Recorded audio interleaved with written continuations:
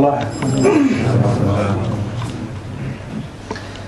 الحمد لله رب العالمين، الحمد لله الذي هدانا لهذا وما كنا أن نهتدي لولا أن هدانا الله، ونشهد أن لا إله إلا الله وحده لا شريك له، ونشهد أن محمدا عبد الله ورسوله.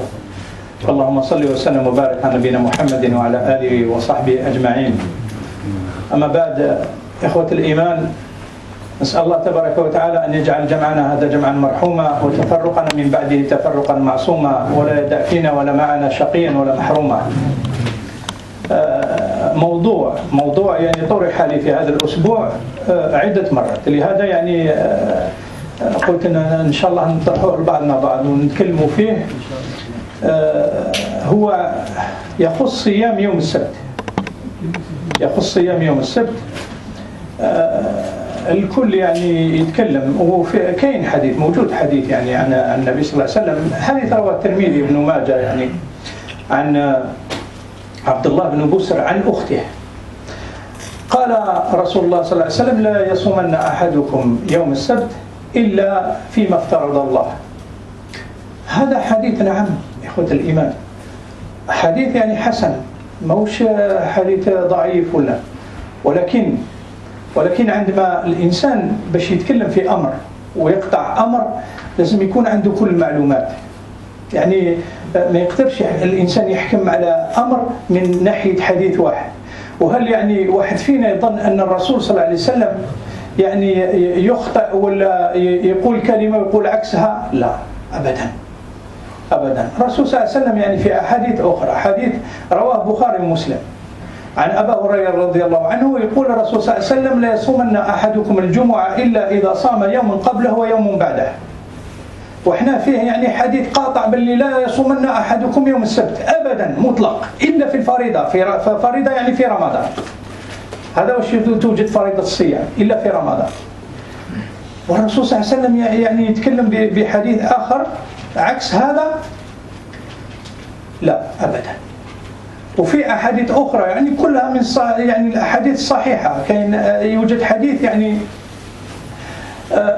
في بخاري ومسلم كذلك في الصحيحين، يقول الرسول صلى الله عليه وسلم: أحب الصيام إلى الله هو صيام داود، يصوم يوما ويفطر يوم. يعني ممكن هذا اليوم مطلق يكون يوم السبت، يعني إنسان يكون يصوم يوم ويترك يوم.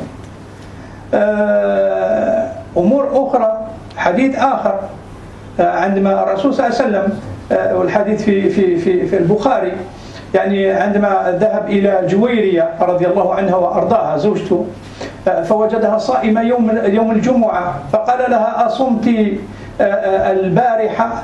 قالت: لا. قالها: أتريدين أن تصومين غدا؟ قالت: لا. قالها: أفطري. يعني الإنسان ما يصومش الجمعة وحده والسبت وحده والأحد وحده، هذه نفرغ منها وكلنا نعرفها. ولكن صيام يوم السبت في النافلة جائز. هذا يعني بلا ما نتكلموا على آخرين، نتكلموا على المذاهب الأربعة. المذهب الحنبلي، ونأخذهم بالترتيب، يعني الحنبلي والمالكي والشافعي لا استغفر الله، أبي حنيفة، يعني الحنفي والمالكي والشافعي والحنبلي، كل المذاهب بإجماع يقول لك تستطيع يعني تصوم يوم السبت بإجماع، ما فيها حتى خلاف ولو هذا الحديث موجود.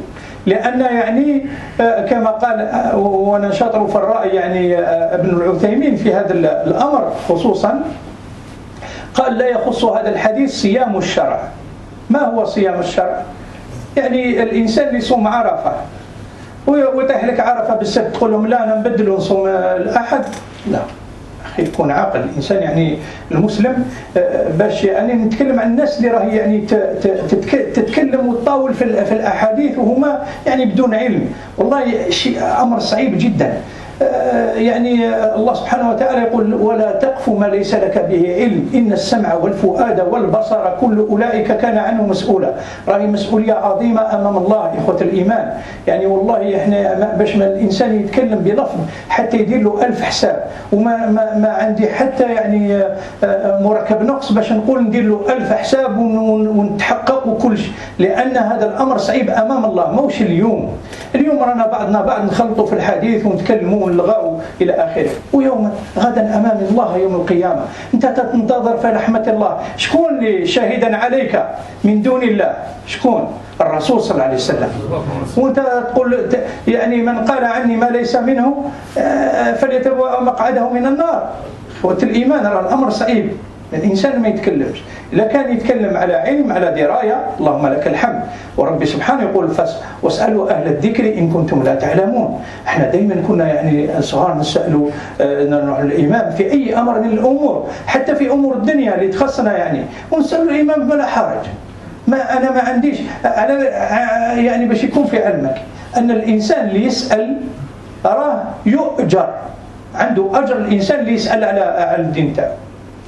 لهذا نسأل الله تبارك وتعالى أن يثبتنا وإياكم، ونقول يعني صيام يعني يوم عاشوراء ولو كان السبت وحده جائز، لأن صوم الشرع صوم الأيام المشروعة كمثل عاشوراء، كمثل يوم عرفة، كمثل أيام البيض مثلا.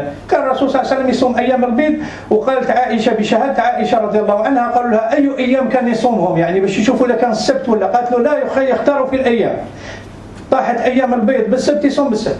يعني باش ابن حجر العسقلاني باش نختم بهذه، ابن حجر العسقلاني يقول كم من حديث هو منسوخ وسنده صحيح. كاين أحاديث منسوخة، والمنسوخ باش يكون في علمكم هو الحديث اللي يعني تجاوز عليه الأمر وما لا يؤخذ به، لأن يعني فيه أمر واحد آخر تطور. مثلا نعطيكم مثال، عندما الرسول صلى الله عليه وسلم، والحديث في بخاري، يقول عبد الله بن عباس رضي الله عنه أن رسول الله صلى الله عليه وسلم قدم النبي المدينة فوجد اليهود يصومون يوم عاشوراء، فقال ما هذا؟ قالوا إنه يوم صالح، يوم نجى فيه الله بني إسرائيل من عدوهم فصامه موسى. ما أجاب الرسول صلى الله عليه وسلم؟ قال لهم أنا أحق بموسى منكم، وصامه وأمر انظر مليح، أمر الصحابة أن يصوموه، حتى قالوا كنا نصوم حتى الذرية، يعني كانوا يصوموهم ويعطوهم الألعاب وإلى آخره. هذا موثوق، حديث يعني في البخاري. لا ولكن هذا الحديث نسخ. لماذا نسخ؟ لأن جاء من بعد هذا الحديث رمضان. عندما جاء شهر رمضان الرسول صلى الله عليه وسلم أمر الناس باللي ما يصوموش، ولكن الحديث بقى باللي عاشوراء يعني مستحبة ماهيش فريضة. أعطاهم أمر باش يصوموا عاشوراء كانت فريضة، ومن بعد جاء رمضان نسخ هذا الحديث. كذلك يعني كاين أحاديث أخرى تنسخ، ونسأل الله تبارك وتعالى الثبات ويوفقنا وإياكم إن شاء الله لما يحب ويرضى. وننصح إخوتنا والله يعني خذوا حذركم، لأن أمر عويص جدا أمام الله. موش اليوم تترك، ولكن غدا أمام الله ونشوفه يعني فيما بعد إن شاء الله. هذا الأمر هذا نتكلموا عليه إن شاء الله في الله. Donc, chers frères, alhamdulillah, Allah nous a réunis encore ce vendredi. Je voulais parler d'un sujet qui est très important, qu'on m'a cité plusieurs fois cette semaine, plusieurs personnes.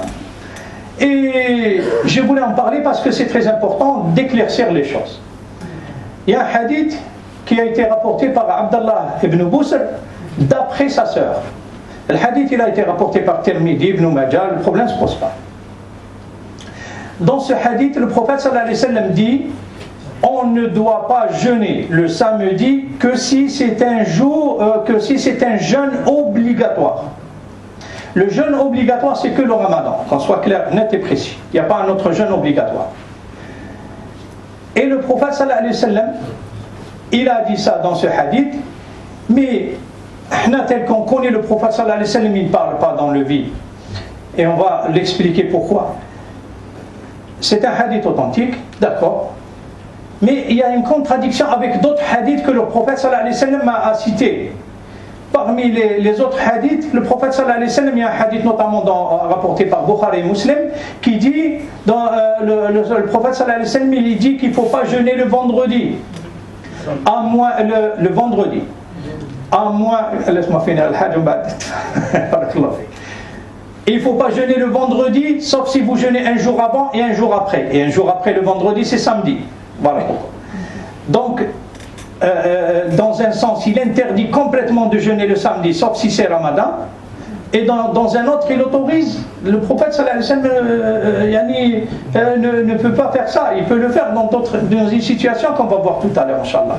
Dans un autre hadith rapporté par le Bukhari, le prophète sallallahu alayhi wa sallam s'est rendu chez son épouse, Juwayriya, radiyallahu anha, qu'Allah l'agrée. Il a été chez Juwayriya, il l'a trouvé en train de jeûner. C'était un vendredi. Il lui a dit, est-ce que tu as jeûné un jour avant? Elle lui a dit non. Il lui a dit, est-ce que tu as l'intention de jeûner demain? Elle lui a dit non. Il lui a dit, mange. Mange, ne jeûne pas. Un autre hadith, le prophète sallallahu alayhi wa sallam, il dit, le jeûne le plus aimé d'Allah, c'est le jeûne de Daoud. C'est un hadith dans les deux authentiques, Bukhari et Muslim. Il dit, c'est le meilleur jeûne, le jeûne le plus aimé d'Allah, c'est le jeûne de Daoud. Il jeûnait un jour, il mangeait un jour. Dans ce sens, il y a une contradiction totale avec le premier hadith. Mais on ne doute pas que le prophète sallallahu alayhi wa sallam ne faisait pas de contradiction. Il y a des hadiths authentiques qui ont été jusqu'à ce jour authentiques, restés authentiques parce que la chaîne de transmission est authentique. Mais le hadith, il a été ce qu'on appelle nusr en arabe, c'est-à-dire que abrogé. Pourquoi abrogé? Parce qu'il y a d'autres dispositions qui apparaissent et qui n'étaient pas avant. Tel que, je vais vous citer un hadith rapporté par le Bukhari, le prophète sallallahu alayhi wa sallam, il a été, d'après Ibn Abbas, il dit quand le prophète sallallahu alayhi wa sallam est arrivé à Médine, il a trouvé les juifs jeûnant le Ashura. Il leur a dit, c'est quoi ce jeûne? Ils lui ont dit, c'est un jour béni pour nous parce que Allah subhanahu wa ta'ala a sauvé les juifs de leur ennemi, c'est-à-dire le jour où il y a eu le Tufan, le déluge, le Tufan, c'est le... Ouais, lorsque Moussa il a ouvert la mer en deux et que l'autre il a été englouti, Pharaon et ses sbires. Donc c'est ce jour-là, c'était le jour de Ashura. Le prophète sallallahu alayhi wa sallam, qu'est-ce qu'il leur a répondu? Nous sommes à plus d'être... j'arrive pas à transmettre, à traduire plutôt. Le prophète sallallahu alayhi wa sallam, nous sommes à plus en droit de nous revendiquer de Moussa que vous-même. Et il a jeûné ce jour-là, il a ordonné à ses compagnons de jeûner, parce qu'il venait d'arriver à Médine. Et tout le monde jeûnait, y compris les enfants. Ils jeûnaient ce jour de Ashura. C'était une obligation, le prophète leur a donné un ordre. Mais après, pourquoi il a été abrogé? Parce qu'il y avait le Ramadan. Allah subhanahu wa ta'ala, quand il a instauré le Ramadan, c'était pas devenu obligatoire de jeûner un autre jour. L'obligation, c'était que le Ramadan. Et donc, dans ce hadith, si on le prend comme ça, c'est un hadith authentique, effectivement. Mais c'est pas une obligation aussi de jeûner le jour de Ashura. Donc, quand il y avait le Ramadan, ce hadith a été abrogé en partie. C'est pour cela qu'il ne faut pas parler de choses qu'on ne connaît pas. C'est très dangereux pour nous tous. Moi-même, avant de prononcer quoi que ce soit, il faudrait que je fasse une recherche approfondie sur tout. Il y a des détails qu'on ignore. Les savants, on parle des 4 grands courants qui ont vécu proches du prophète sallallahu alayhi wa sallam, qui ont appris sur les gens qui ont vécu avec le prophète sallallahu alayhi wa sallam, ou bien tabi'in, ceux qui les ont suivis.